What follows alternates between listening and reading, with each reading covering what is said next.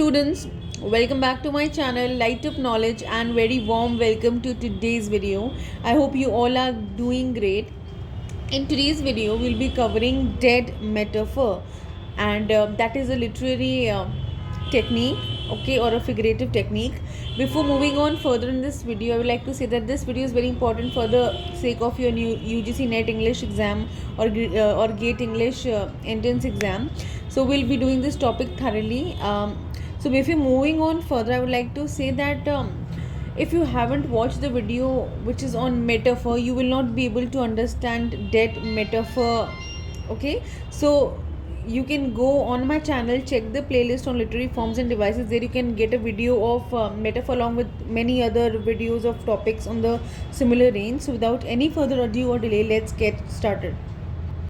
What is a dead metaphor? So before moving on further in this topic, I would like to give you a bit context of what metaphor is.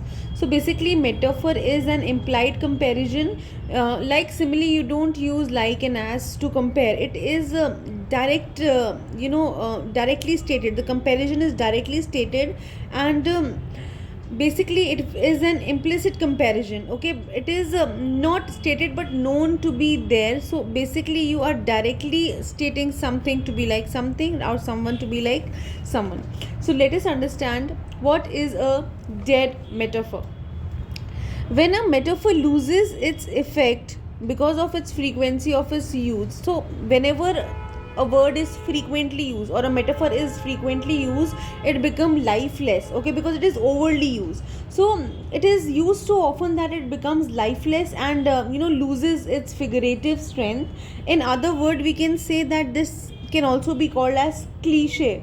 So there are hundreds and thousands of metaphor and dead metaphors in English language that are overused and therefore have become somewhere to be lifeless and lost its figurative strength, and they can also be called as cliche. So I hope you understood what dead metaphor is. Let us have some examples of dead metaphor. So these are very commonly used, and I'm sure you must have also used these at one or the other point of time. The first one is green with envy. When a person is green with envy, he or she is very jealous, okay, very jealous, very envious. The next one is the heart of the matter. The heart of the matter. It means that the most important aspect of a situation. Okay, for example, analyzing a situation and there comes a point which is the most crucial, which is the most important.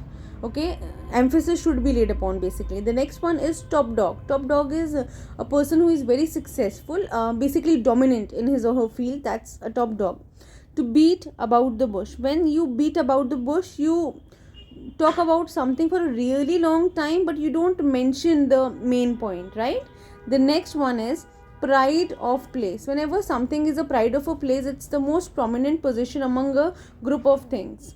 Next is the eye of the hurricane. When there is a calmest region in a tropical cyclone, that's the eye of hurricane. So that was all for today's video. I hope you enjoyed watching this video.